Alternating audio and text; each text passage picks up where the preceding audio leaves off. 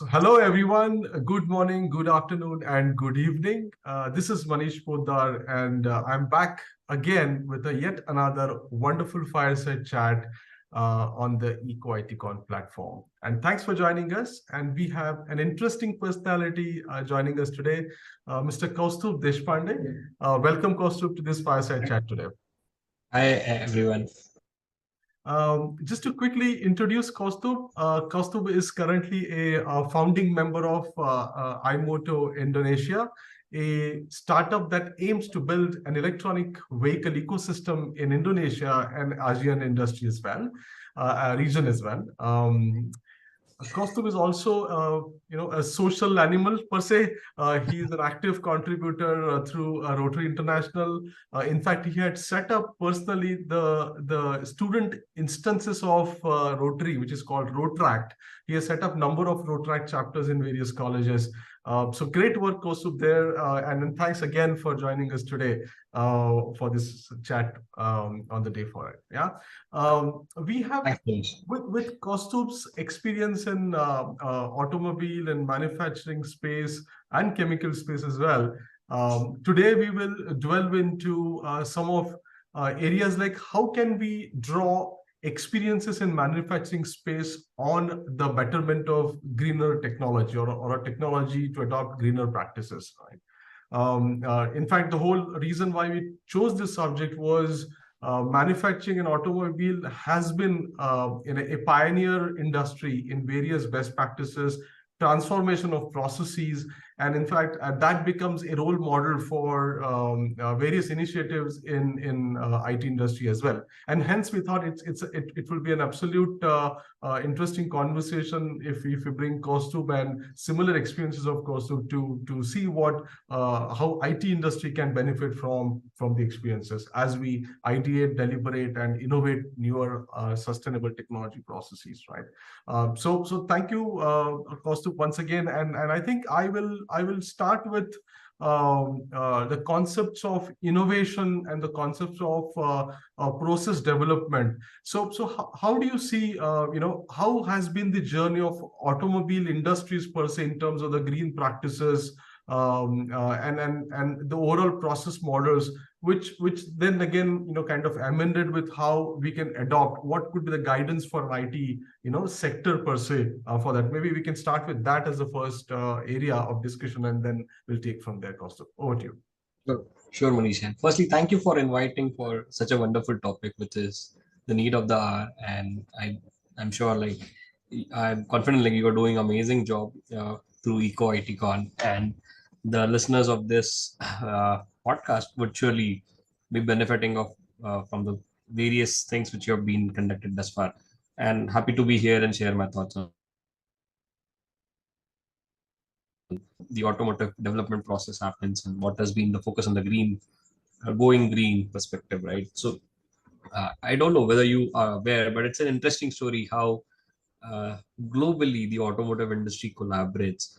So if you see the automotive development process, though it may be a different brand, so say be it Volkswagen or be it Mercedes or be it General Motors or be it the Japanese companies like Toyota or Mitsubishi, Hondas, and all, or even the Indian companies like Tata Motors, Mahindra, they follow a common process or common thread. Usually, they will call it as APQP or a PPAP process. Yeah. And that's like an underlying process where they define the various aspects of the development, and those are customized or created for a particular company. So there is an innovation which is like a common thread which runs across the various automotive companies globally. So any automotive maker, like you go from one company to another, so they would touch upon these two terms, which is called as PPAP or an APQP, and then there will be a set of processes inside those. So those are basically like the guiding factors, like how you would develop a particular product. So if you see an automotive product, it's not a product. You might see a car as a product, but it's multiple systems which are integrated in a way so that it would function, right? So it involves thousands of parts, multiple suppliers, right? And then you are actually working out to a common goal to achieve that kind of a performance, that kind of a product. And this actually involves a lot of the materials. Like you would need metals, you would need plastics, you would need electronics, you would need software. So it's a mix of everything, right? So and recent past, we have been seeing like it's a very good convergence of the IT industry and the automotive industry. And Absolutely. now we are seeing the innovations such as the autonomous vehicles or connected cars or the infotainment solutions, which the person will feel or appreciate or maybe make a part of their buying decision based on like what the features the car is offering or the product is offering and how well it is connected.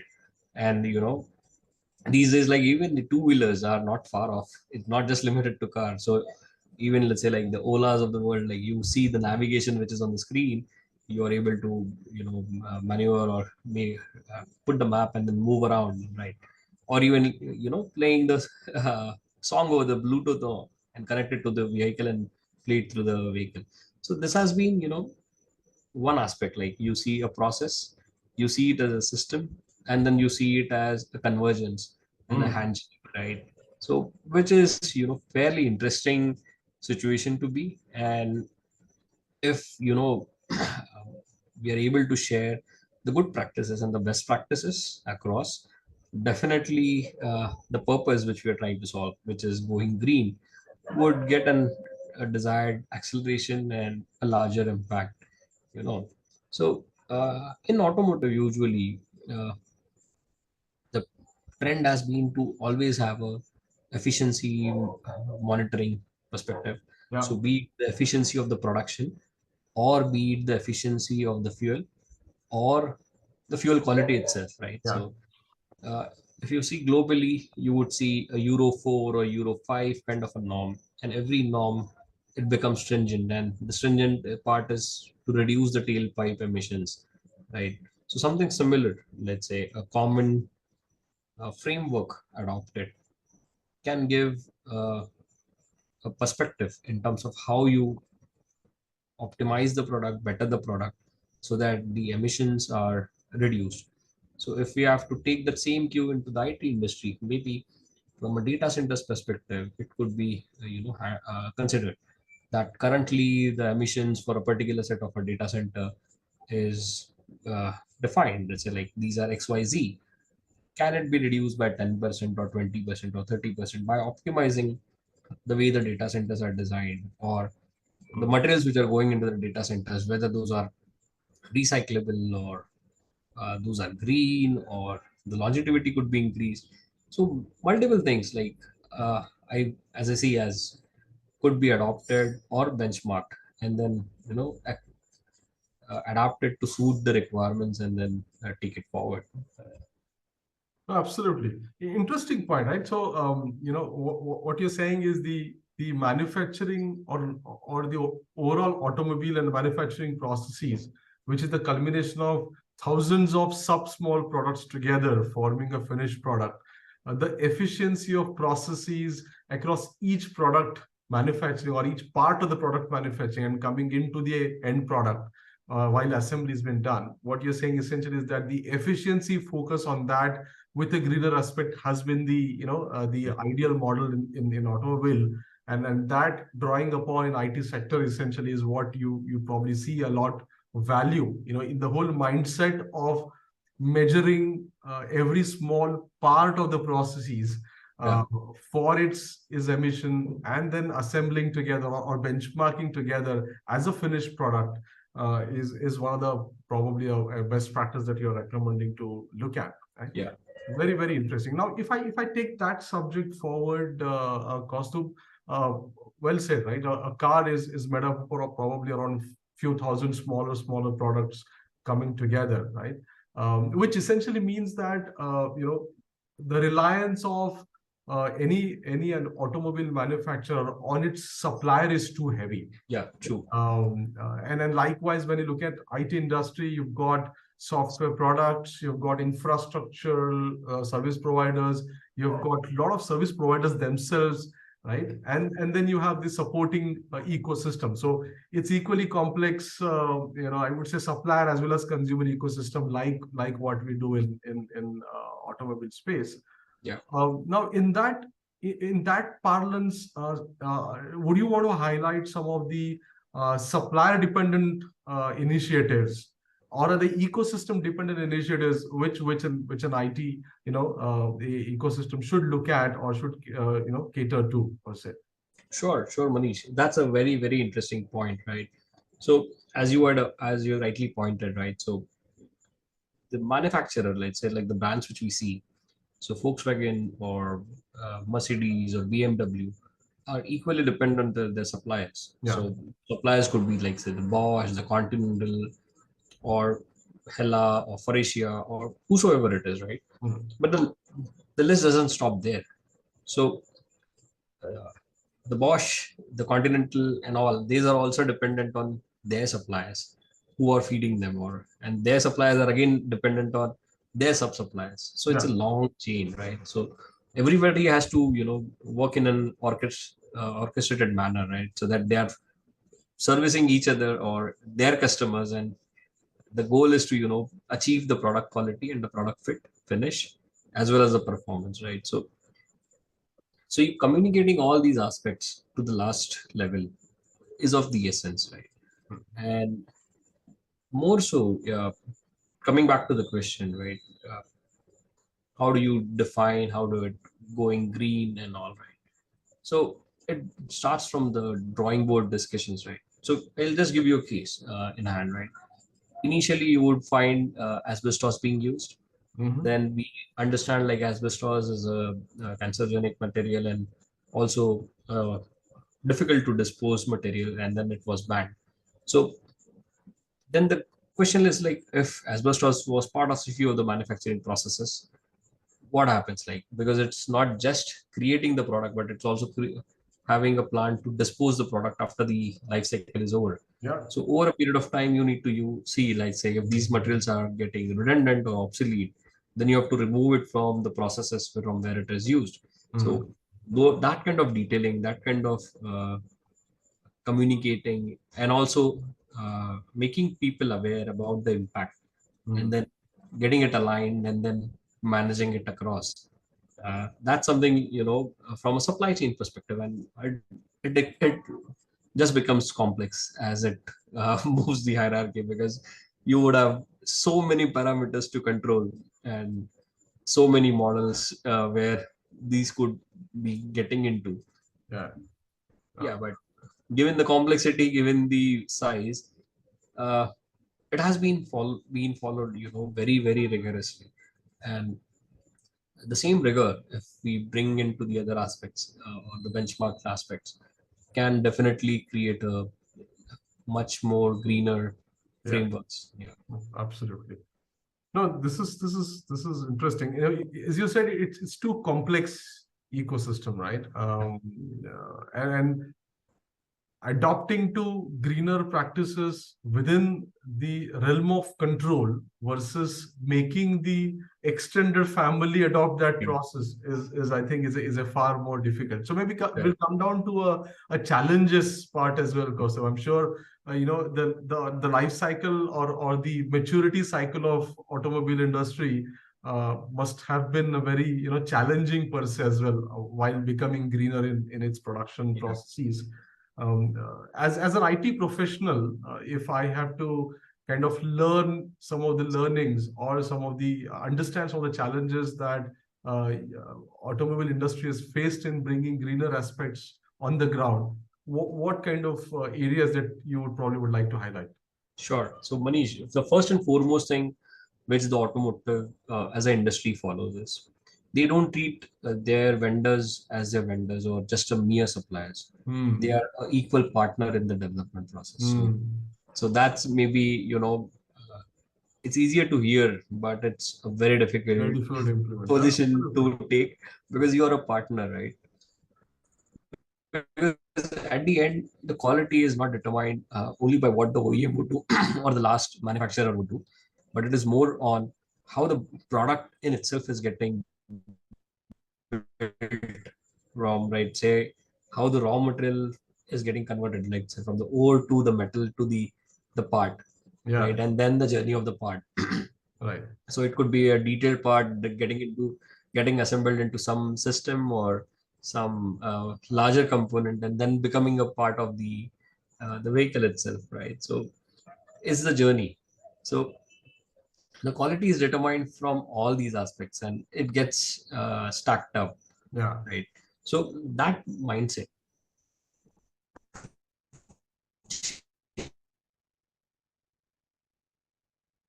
change it from now, and then involving him, making him part of the development process, and then it's all said and done, it's also making him aware like what are the best practices and how does he be sustainable, right?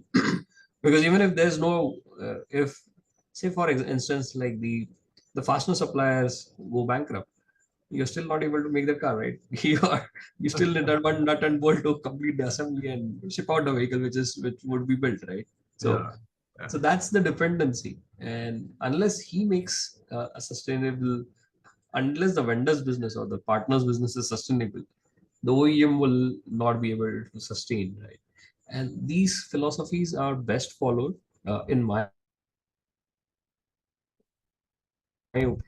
because they worked in a very, very collaborative manner. Yeah.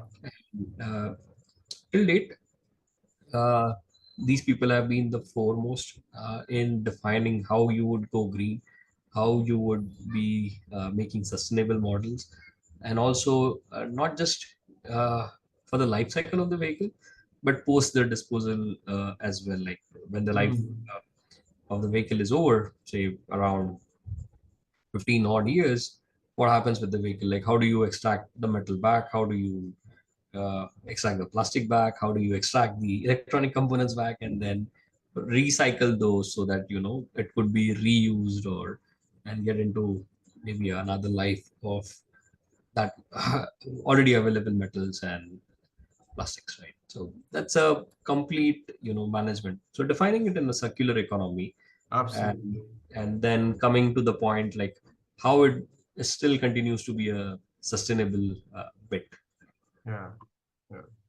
No, that reminds me also, Kaustubh, there have been of late in international legal framework and regulatory framework, I've seen a lot more stringent regulations coming up, in order to make the post use, or it's more of after the life, what do you call, The reuse, second line. recycle of the various parts of the Yeah. auto. I think that has become far more stringent in the regulatory circles today. So if I move the topic to regulations, cause to the logical point, IT so far has not really brought a very stronger regulations into systems such as sustainability or technology sustainability yet.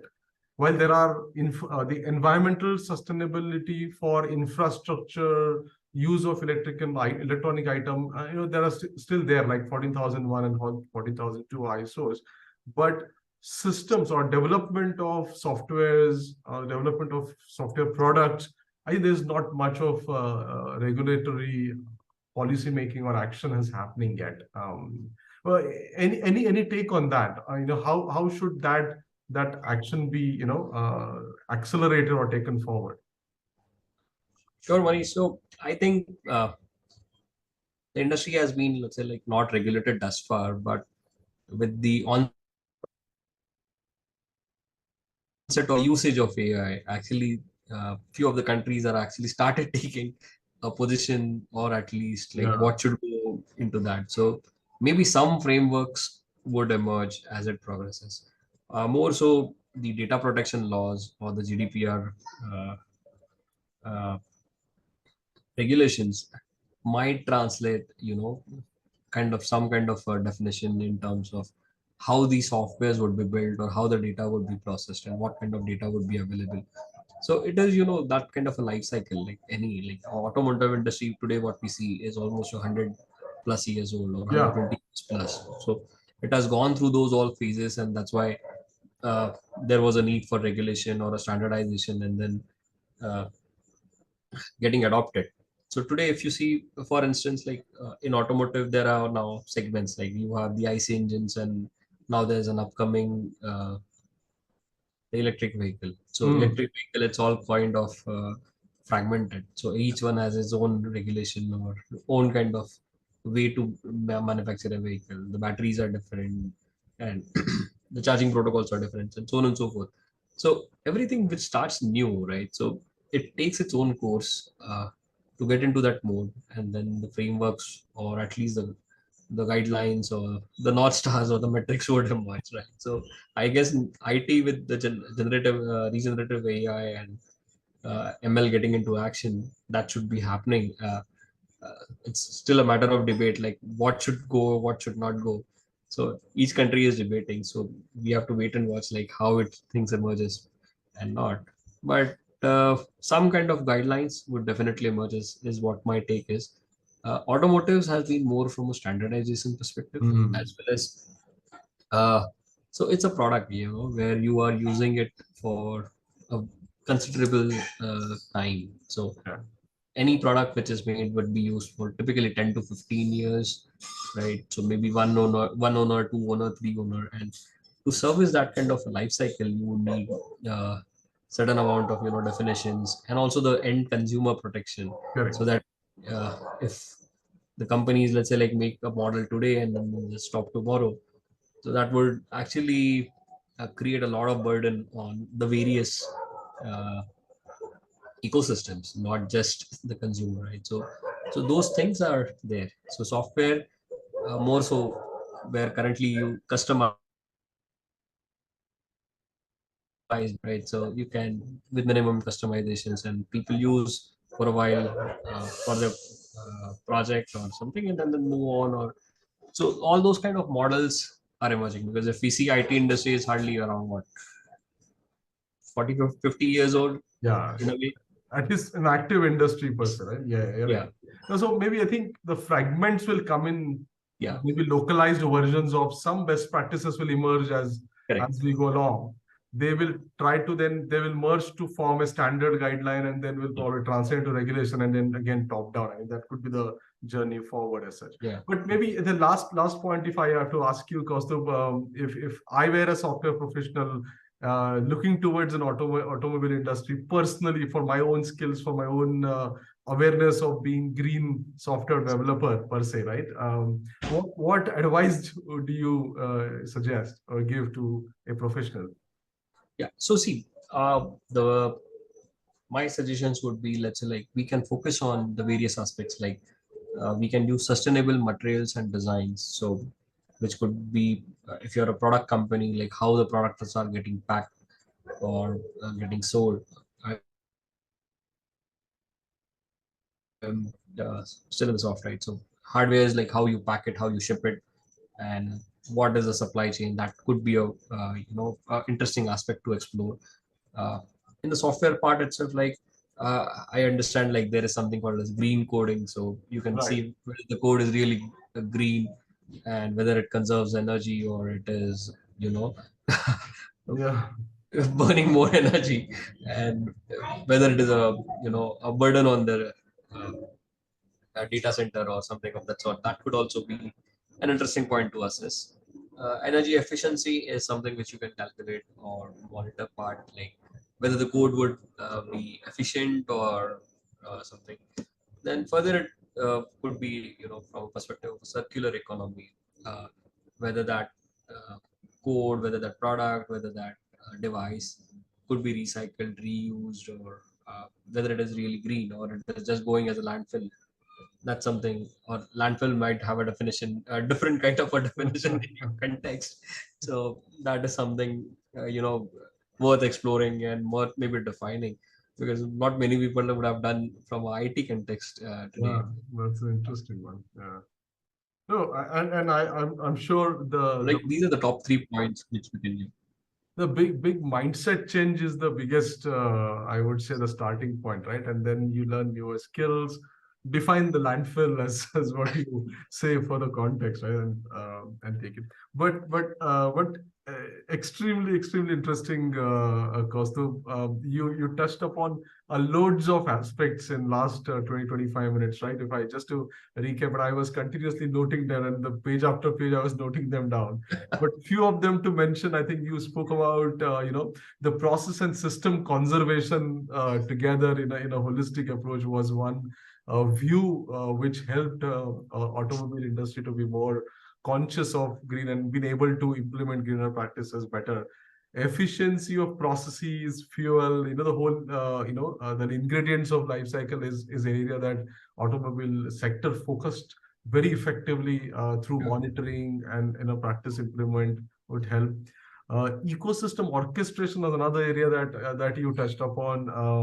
Building awareness, and then not only you but your old dependent as well as you dependent on, including them. Very inclusive of ecosystem is one area that you mentioned. And one of the classic point you said was treat suppliers as partners and help them be more greener is another input. So in the software terminology, I just have to extend it, because while we use a lot of tools for delivering our delivery lifecycle, SDLC, these tools can also be more greener. So we being consumer of those tools, if we are conscious of what tools are coming in, would actually make our process greener as well. So aspects of supply being partner and being with a closer collaboration is an extremely important point that you mentioned.